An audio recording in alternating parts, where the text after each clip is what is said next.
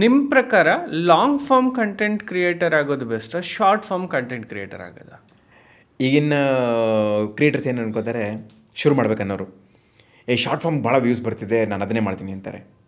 ಹೌದು, short forms view ಜಾಸ್ತಿ ಬರುತ್ತೆ, ಯಾಕೆಂದರೆ ನಿಮಗೆ ಪ್ಲ್ಯಾಟ್ಫಾರ್ಮ್ ರೀಚ್ ಜಾಸ್ತಿ ಕೊಡುತ್ತೆ. ಇನ್ಸ್ಟಾಗ್ರಾಮ್ ಆಗಿರ್ಬೋದು, ಯೂಟ್ಯೂಬ್ ಆಗಿರ್ಬೋದು, ನಿಮಗೆ ರೀಚ್ ಜಾಸ್ತಿ ಬರುತ್ತೆ, ವ್ಯೂಸ್ ಜಾಸ್ತಿ ಬರುತ್ತೆ. ಬಟ್ ಯಾರು ಮಾಡಬೇಕು, ಯಾರು ಮಾಡಬಾರ್ದು? ಒಂದು ಸಣ್ಣ ಎಕ್ಸಾಂಪಲ್ ಕೊಡ್ತೀನಿ ಸರ್. ಒಂದು ವಿಡಿಯೋ ನಂದು ಸುಮಾರು 40,000 ವ್ಯೂಸ್ ಬಂದಿದೆ ಶಾರ್ಟ್ಸ್ಗೆ. ಲಾಂಗ್ ಫಾರ್ಮ್ ವಿಡಿಯೋಗೂ 40,000 ವ್ಯೂಸ್ ಬಂದಿದೆ.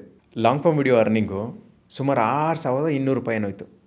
ಯಾವುದು ಒಂದು 10 ನಿಮಿಷಕ್ಕಿಂತ ಜಾಸ್ತಿ ವಿಡಿಯೋ ಲೆಂತ್ ಇರೋದು. ಶಾರ್ಟ್ ವಿಡಿಯೋದು ಬರೀ 23 ರೂಪಾಯಿ ಅರ್ನಿಂಗು, ವ್ಯೂಸು 40,000.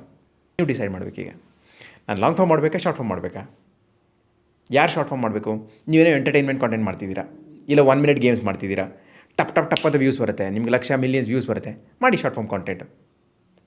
ನೀವು ಎಜುಕೇಷನಲ್ ಕಾಂಟೆಂಟ್ ಮಾಡ್ತಿದ್ದೀರಾ, ಇಲ್ಲ ನನಗೆ ಅಷ್ಟು ಜಾಸ್ತಿ ವ್ಯೂಸ್ ಬರಲ್ಲ, 1,000 ಬರ್ಬೋದು, 2,000, 5,000 ಬರ್ಬೋದು, ಲಾಂಗ್ ಫಾರ್ಮ್ ಮಾಡಿ.